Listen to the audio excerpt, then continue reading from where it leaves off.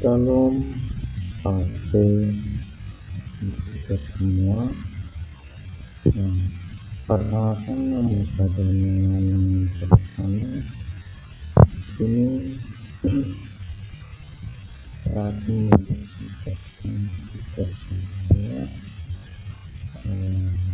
dan bertemu yang kelas yang kedua peran teknologi dalam pengelolaan portfolio.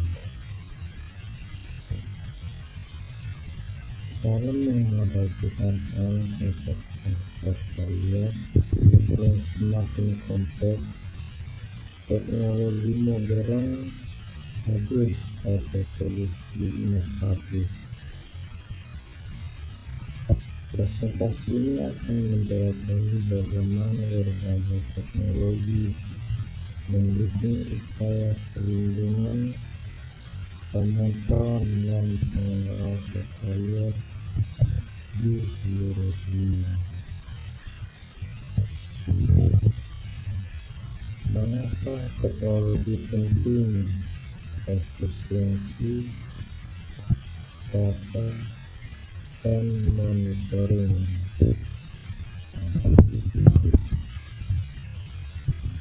Yang pertama, ada pengumpulan data secara efisien. Teknologi memungkinkan dalam pengumpulan data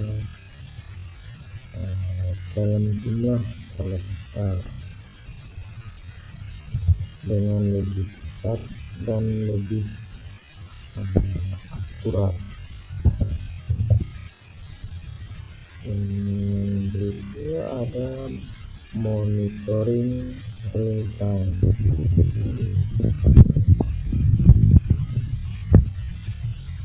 Memfasilitasi pemantauan portfolio secara bersangkutan dan respon cepat terhadap ancaman,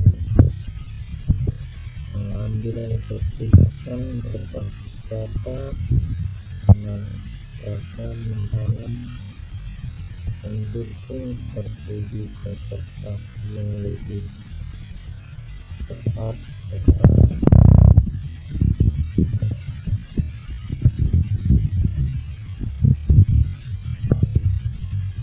Ada beberapa teknologi yang pertama adalah pengenalan jauh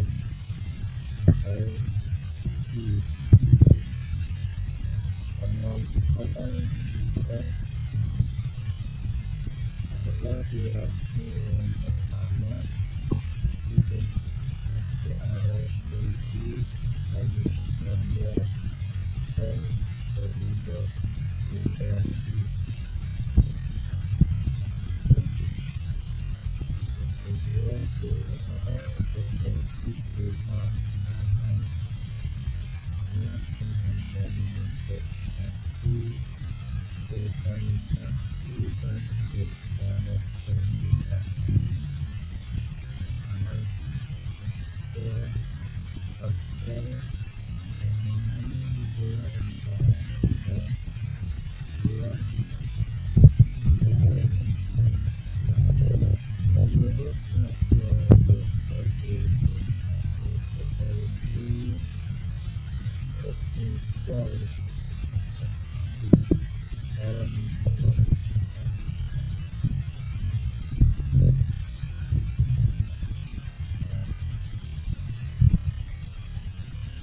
Teknologi yang kedua adalah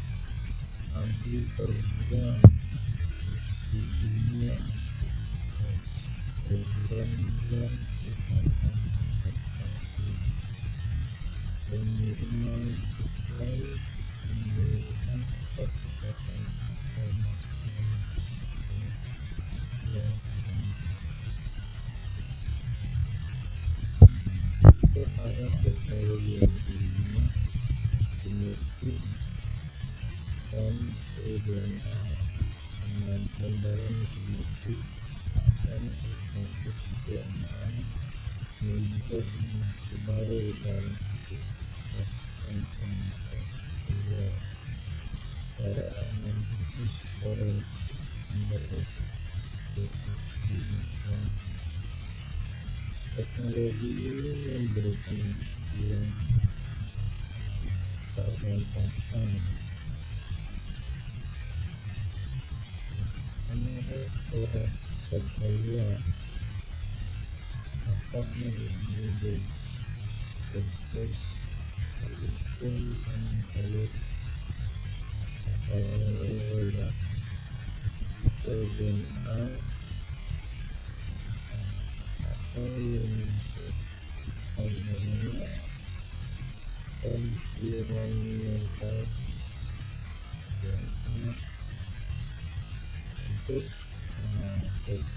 kepada proses mengontrol kemudian air atau tanah.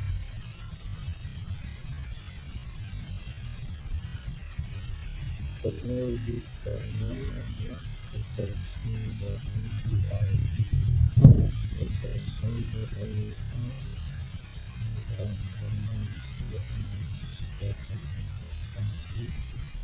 dan memberikan pola untuk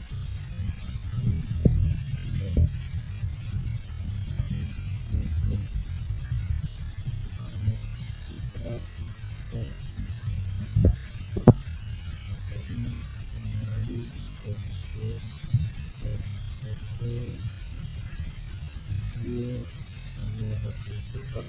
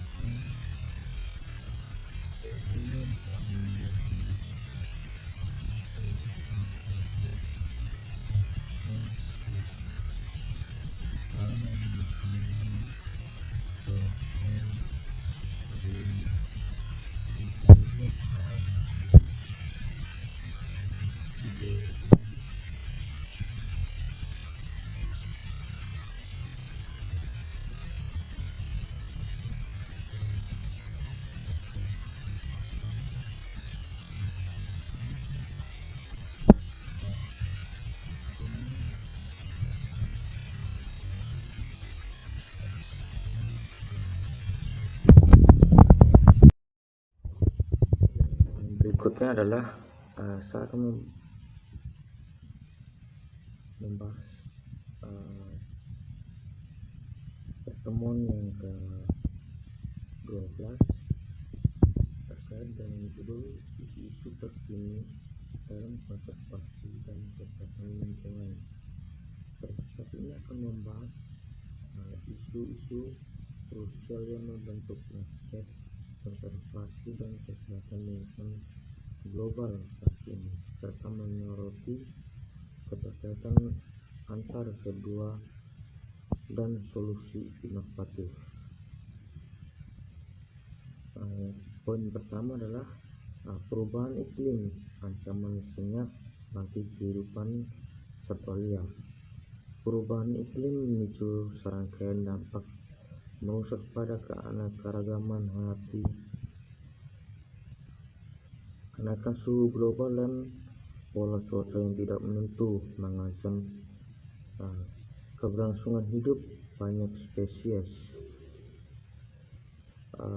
Yang pertama itu ada pergeseran sebaran atau range shift. Spesies bergeser ke habitat baru untuk mencari kondisi yang sesuai, mengganggu ekosistem asli dan memicu kompetisi. Ketidakcocokan fenologi, perubahan waktu musim dapat mengganggu interaksi antar spesies seperti migrasi dan pada musim kawin. Ada juga peristiwa ekstrim seperti yang meliputi banjir, kekeringan dan kebakaran hutan yang interaksi dapat menghancurkan habitat dan populasi satwa.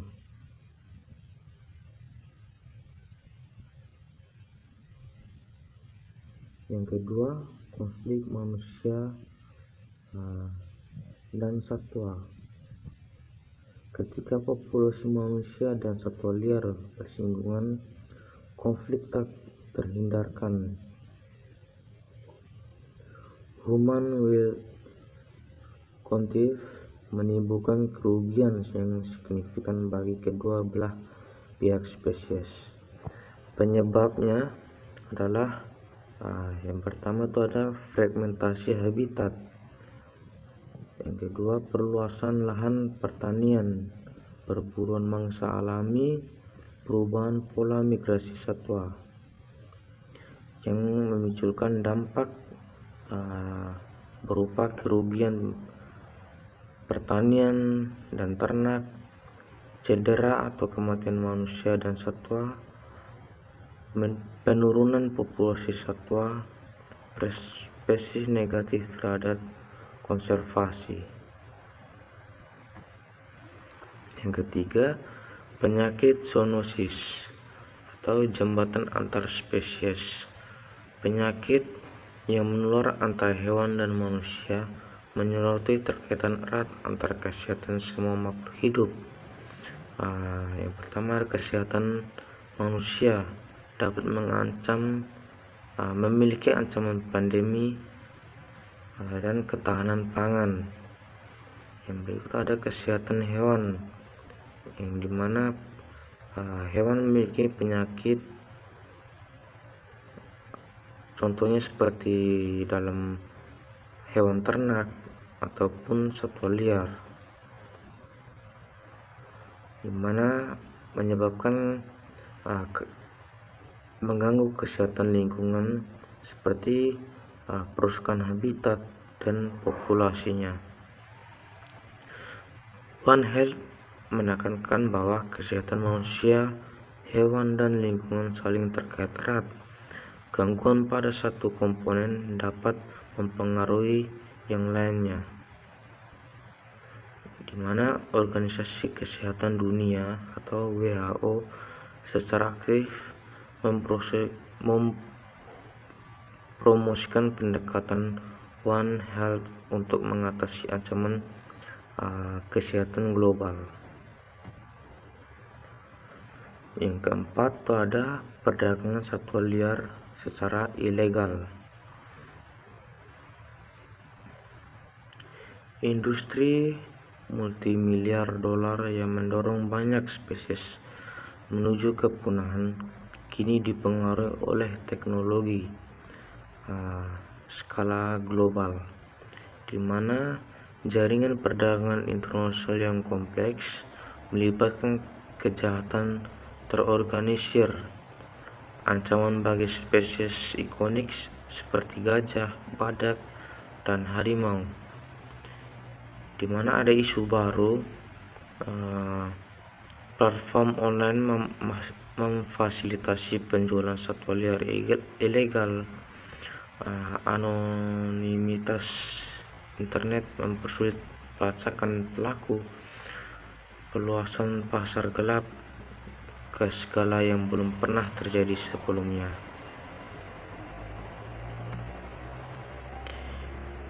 Yang kelima ada hilangnya konektivitas habitat.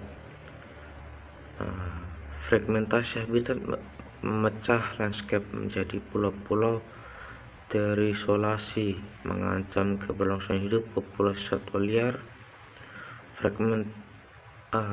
Poin pertama itu adalah fragmentasi, di mana pemisahan habitat oleh pembangunan seperti infrastruktur dan pertanian yang memiliki dampak genetik seperti populasi kecil, rentan terhadap inbreeding, dan kehilangan variasi genetik.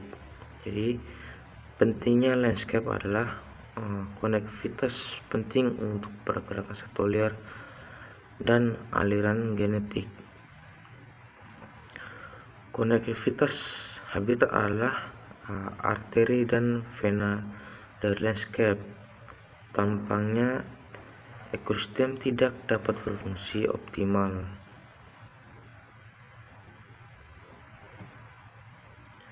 Di sini ada solusi inovatif di mana dapat mengembalikan konektivitas. Untuk mengatasi hilangnya konektivitas habitat, diperlukan solusi kreatif yang memungkinkan satwa liar bergerak bebas dan aman. Pertama, koridor satwa. Jalur perhubungan habitat yang terfragmentasi memfasilitasi pergerakan satwa. Ada desain infrastruktur,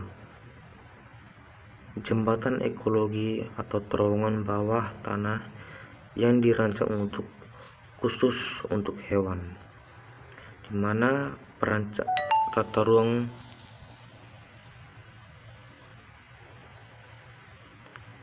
tata ruang mempertimbangkan kebutuhan satwa liar dalam membangun perkotaan dan perdesaan.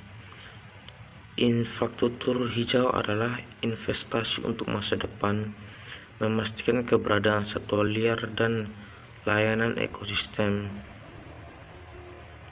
yang bersumber dari The Wilder Truist 2018.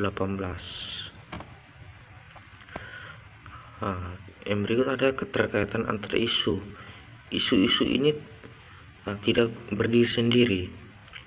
Mereka saling berkaitan dalam jaringan kompleks yang mempengaruhi kesehatan planet kita, seperti perubahan iklim, penyakit zoonotik, hilangnya konektivitas habitat, konflik manusia dan hewan, perdagangan ilegal satwa. Misalnya, perubahan iklim dapat memperburuk dengan mengubah ketersediaan sumber daya yang ada, pada gilirnya dapat mendorong perburuan ilegal dan perdagangan satwa liar. Hilangnya konektivitas habitat juga memperingati resiko perubahan zoonosis. Masa depan konservasi dan tantangan harapan. Menghadapi isu memerlukan kolaborasi secara global, inovasi, dan komitmen jangka panjang. Kolaborasi pemerintah, LSM, ilmuwan, dan masyarakat bekerja sama untuk menciptakan yang berkelanjutan. Inovasi teknologi menggunakan AI seperti remote sensing dan bioteknologi untuk konservasi. Edukasi dan kesadaran publik dapat membangun pemahaman dan dukungan masyarakat luas. Konservasi bukan hanya tentang melindungi spesies, tapi juga tentang melindungi masa depan kita sendiri.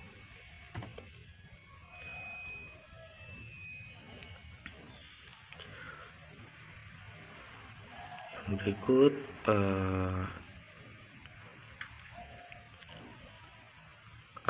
mari bersama-sama berkontribusi pada solusi untuk isu-isu dalam lingkungan global. Mungkin ini yang dapat saya sampaikan dan saya jelaskan untuk pertemuan ke-12 ini. Saya ucapkan sekian dan terima kasih. Baik, pada pertemuan yang ke-13 ini, judulnya adalah prinsip pengelolaan konservasi keanekaragaman hayati, yang dimana membahas dan memahami pendekatan in situ dan ex situ untuk melindungi kehidupan di bumi. Konservasi in situ atau melindungi habitat asli di dalam, menjaga ekosistem tetap utuh. Contohnya seperti Taman Nasional, Cagar Alam, Swaga Marga Satwa, dan kawasan lindung lainnya yang bertujuan untuk mempertahankan proses ekologi evolusi dan keanekaragaman genetik. Konservasi ex situ atau perlindungan di luar habitat aslinya, di mana memiliki definisi untuk melindungi spesies di luar habitat alami mereka seperti kebun binatang atau bank gen. Bentuknya adalah kebun binatang, kebun raya, bank benih, bank gen, dan pusat penangkaran yang memiliki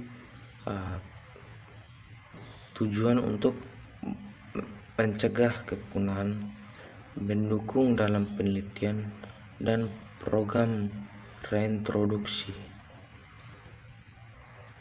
Lembaga pengelolaan utama seperti Kementerian Lingkungan Hidup dan Kehutanan, di mana sebagai pembuat kebijakan dan regulator utama dalam konservasi. Dalam unit pelaksanaan teknis, Balai Konservasi Sumber Daya Alam atau BKSDA mengelola kawasan konservasi. Balai Taman Nasional atau BTN mengelola taman nasional. Adapun lembaga pendukung konservasi, BRIN atau Badan Riset dan Inovasi Nasional, melakukan penelitian ilmiah untuk mendukung strategi konservasi. Adapun perguruan tinggi dapat mengembangkan ilmu, pengetahuan dan mendidik ahli konservasi. LSM, lembaga swadaya masyarakat, melakukan advokasi kampanye dan program konservasi di dalam lapangan. Tantangan utama dalam konservasi yang pertama itu ada deforestasi dan fragmentasi habitat, di mana dapat kehilangan dan mencegah habitat alami, mengancam keberlangsungan hidup spesies. Adapun konflik manusia dan satwa, interaksi negatif antara manusia dan satwa liar yang merugikan kedua belah pihak. Perdagangan ilegal, dapat kejahatan internasional terorganisir yang mengancam populasi satwa liar. Perdagangan satwa liar ilegal adalah kejahatan transnasional terorganisir terkait komoditas utama dengan dampak signifikan terhadap keanekaragaman hayati dan tantangan penegakan hukum yang kompleks. Kejahatan ini dapat merusak ekosistem, dapat mengurangi populasi spesies jangka, dan seringkali terkait dengan kejahatan terorganisir lainnya. Di sini pun ada studi kasus seperti Sanca Timor atau dalam bahasa Latin Piton timorensis.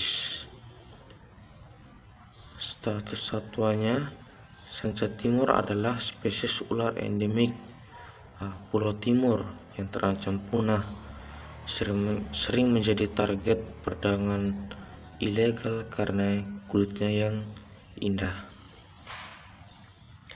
Strategi pelindungan habitat melibatkan penempatan kawasan lindung, patroli anti perburuan, dan restorasi habitat yang rusak. Kemitraan perlindungan Sanca Timor, ada pemerintah seperti KLHK dan BKSDA yang memimpin upaya perlindungan dan penegakan hukum terhadap oknum-oknum perdagangan ilegal. Adapun LSM konservasi, yang dimana mendukung dalam program di lapangan dan advokasi kebijakan. Ada penelitian dan akademisi BRIN maupun universitas dapat melakukan studi ekologi dan genetik pada masyarakat lokal. Edukasi dan pemberdayaan untuk mengurangi konflik dan pemburuan secara liar ataupun ilegal. Adapun menurut para pakar dan sumber referensi, menurut Prof. Dr. Budi Setiawan, berikut yang dapat saya sampaikan. Saya ucapkan terima kasih atas perhatian untuk kita semua. Shalom.